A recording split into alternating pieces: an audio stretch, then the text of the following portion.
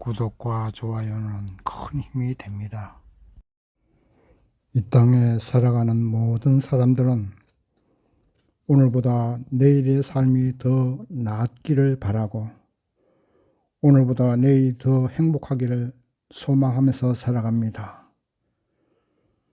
올해보다 더 나은 내년이 되기를 소망하고 우리 세대는 이렇게 살아가지만 우리 자식들은 우리들보다 더 좋은 삶을 살기를 소망합니다. 그러나 그런 소망과 희망과 반대로 장래에 큰 재앙을 예비하면서 사는 사람이 있고 또 희망과 소망대로 장래의 행복과 번영을 예배하는 삶을 살아가는 사람도 있습니다. 오늘 본문을 보시면 요셉의 두 아들 에브라임과 므낫세가 땅을 분배받는 내용입니다. 오늘 이 본문을 보시면서 복된 삶을 예배하면서 살았던 요셉과 그 반대로 화를 예배하면서 살았던 에브라임 지파, 그 요셉의 아들 에브라임을 보시면서 성공을 지키려면 네 번째로 공부해 보겠습니다. 첫 번째, 성공을 지키려면 자신의 하는 일을 귀중하게 생각하고 최선을 다해야 됩니다. 요셉은 본문에 보면 에브라임 지파가 분배받은 땅은 가나안 땅 중에서 한가운데 중심부에 위치한 땅입니다. 이스라엘 땅이, 가나안 땅이 길쭉하니 직사각형으로 생겼는데 이 직사각형 중에 한가운데 계란으로 말하면 노른자와 같은 그런 위치에 있습니다. 여기에는 하나님의 성막이 설치되었던 실로가 있고 또 가나안 정복 중에 최초로 점령한 여리고성이 있습니다. 또한 사무엘의 고향 리마가 있고 이 라마의 수가성은 야곱이 파놓은 우물이 있었습니다. 우물이 있다는 것은 바로 푸른 초장이 있다는 것입니다. 푸른 초장이 있으면 양떼를 기르기 좋고 사람 살기가 좋은 것을 말합니다. 그러면 어떻게 해서 이렇게 에브라임 지파가 좋은 땅을 분배받았느냐? 그것은 바로 아버지 요셉 때문이었습니다. 그러면 요셉이 어떻게 살았기에 이렇게 아들 에브라임이 또 므낫세가 이렇게 좋은 땅을 분배받았을까? 우리가 잠시 요셉의 생을 한번 살펴봐야 되겠습니다. 요셉처럼 정말로 드라마틱한 삶을 산 사람도 없을 것 같습니다. 본래 요셉은 아버지 야곱의 11번째 아들로 태어났습니다. 그래서 동생 베냐민과 같이 야곱의 아주 사랑을 많이 받았습니다. 그래서 형들은 평상시에도 그 아버지 사랑을 많이 받고 있는 이 요셉을 시기했어요. 그런데 어느 날 이 요셉이 꿈을 꾸었습니다. 자신의 곡식단에다가 형들의 곡식단들이 절을 하는 꿈을 꾸었습니다. 그 얘기를 갖다가 형들한테 얘기를 했어요. 그러니까 형들이 들으니까 안 그래도 미운 놈이 더 미운 얘기를 한단 말입니다. 야 이놈아, 우리가 너한테 절하겠느냐 하고 아주 더 미워하게 됐습니다. 그러던 어느 날 아버지 야곱이 요셉에게 멀리 떨어져서 양떼를 기르고 있는 형들이 잘 있나 보고 오라고 심부름을 시켰습니다. 그래서 요셉이 아버지 야곱의 명령대로 형들에게 갔는데 형들을 보니까 멀리서 동생 요셉이 오는 것을 보고서 서로 상의를 했습니다. 야, 우리 저놈 안 그래도 미운 놈 온다. 우리 아버지도 안 계신데 저놈을 죽이자.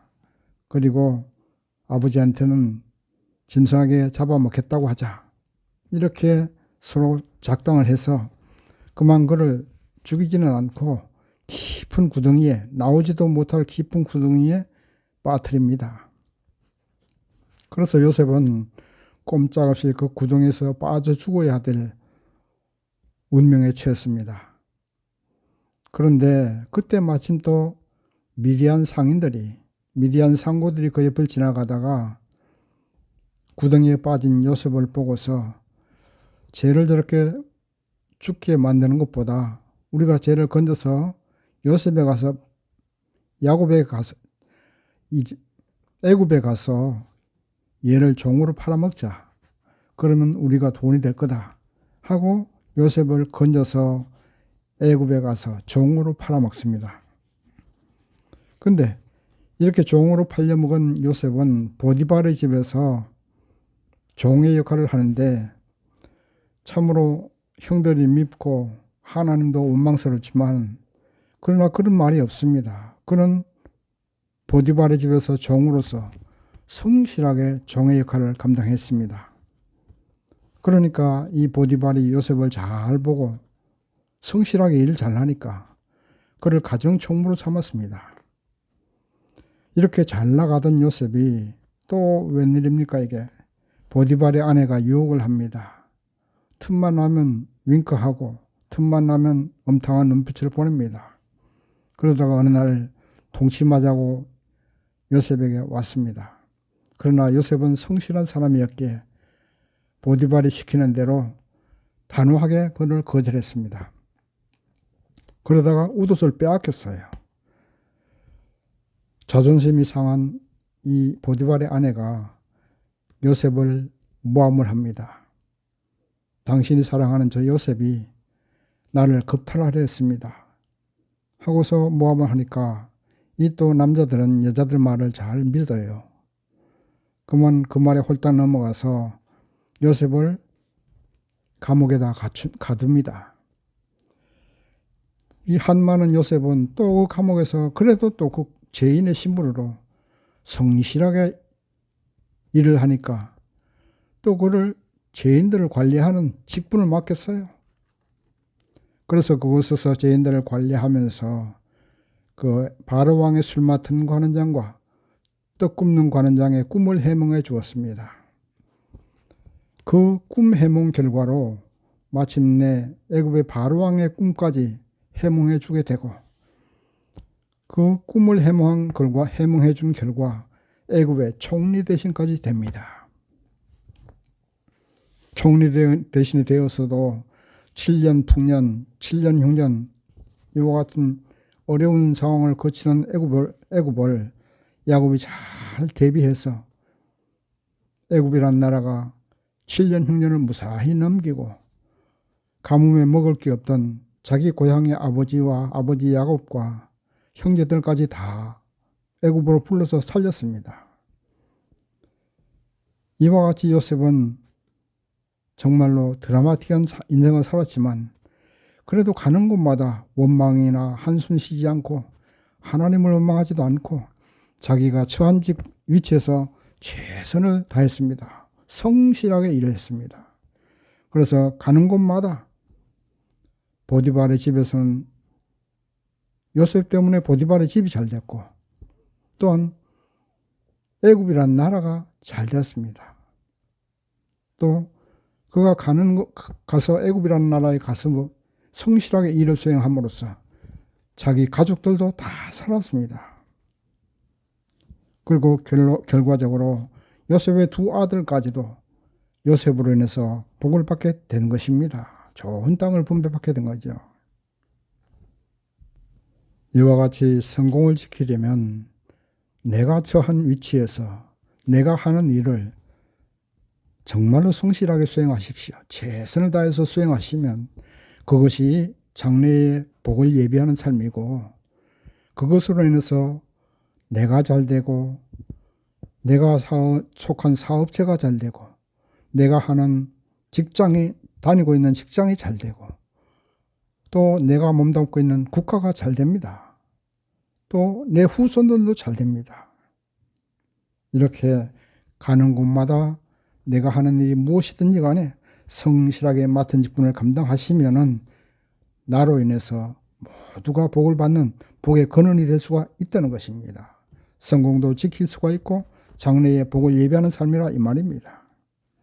성도 여러분, 올해는 어디를 가든지 또 무슨 일을 하시든지 불평하지 말고 성실하게 맡은 직분을 잘 감당하시길 바랍니다. 그것이 여러분들의 복을 예비하는 삶이고 여러분들 후손들까지 복을 예비하는 삶이라는 사실을 믿으시기 바랍니다. 마태복음 10장 42절에 소자 중 하나에게 냉수 한 그릇이라도 주는 자는 결단코 상을 잃지 않느니라고 했습니다. 우리가 화를 예비하고 복을 예비하는 것은 큰 것에서 시작되는 것이 아닙니다. 조그마한 위로의 말 한마디, 또 물 먹고 싶은 사람에게 냉수 한 그릇 떠주는 것, 이런 것에서부터 시작한다는 것입니다.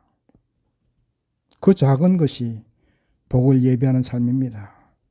마태복음 6장 20절에는 보물을 하늘에 쌓아두라고 하셨습니다. 하나님은 사람을 통해서 역사하시기 때문에 우리가 어디에서 무슨 일을 하든지 하나님 하는 것처럼 성실히 해야 되고, 될 수만 있으면 사람들에게 무엇이든지 줄 게 있으면 줘야 됩니다. 도움을 필요로 하면 얼른 가서 그 사람을 도와줘야 됩니다. 도움을 받는 사람은 우리가 하는 작은 도움을 크게 생각하는 것입니다. 바로 우리가 작은 도움이라도 필요한 사람이 있으면 적극적으로 도와주십시오.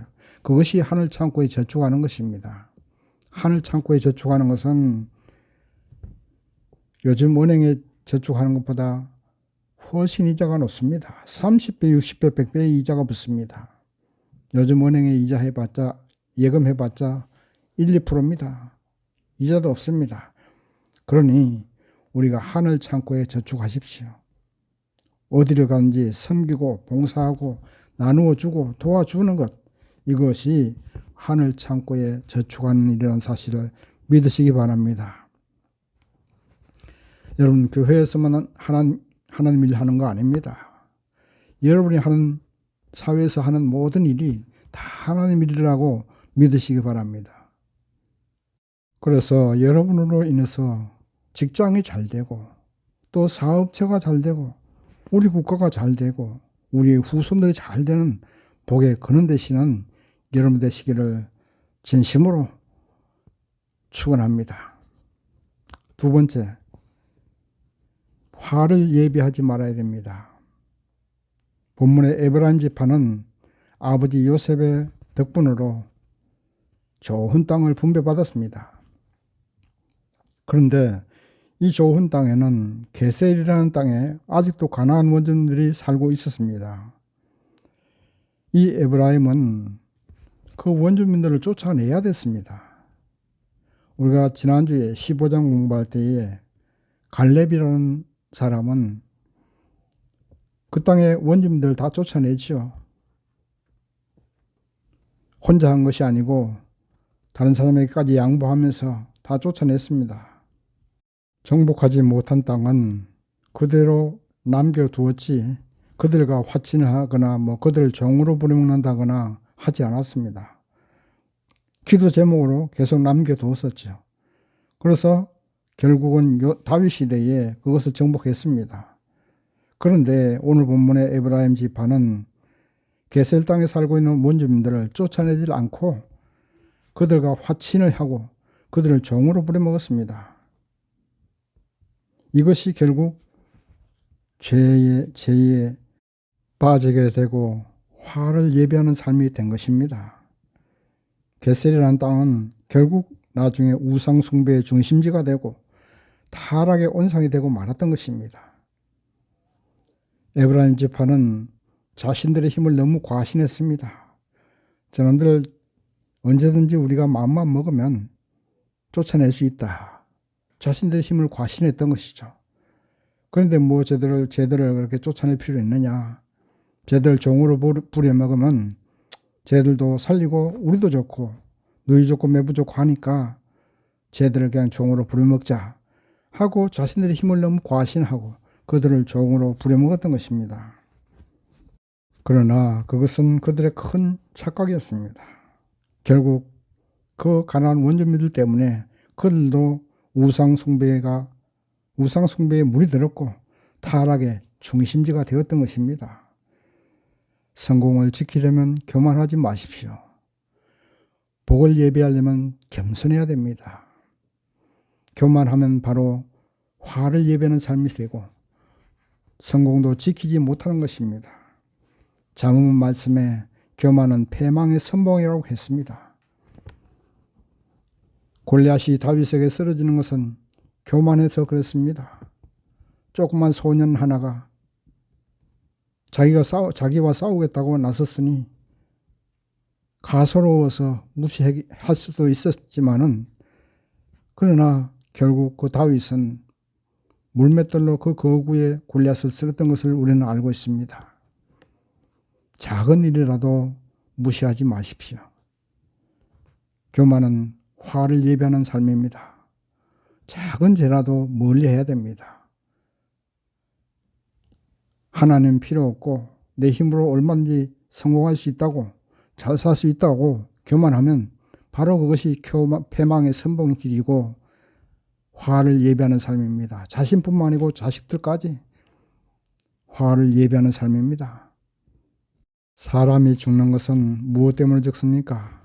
사람 눈으로 보이지도 않는 바이러스, 세균 때문에 죽습니다. 그 세균이 우리 몸에 침범을 해서 병을 일으키고 그 병 때문에 우리가 죽는 것 아니겠습니까?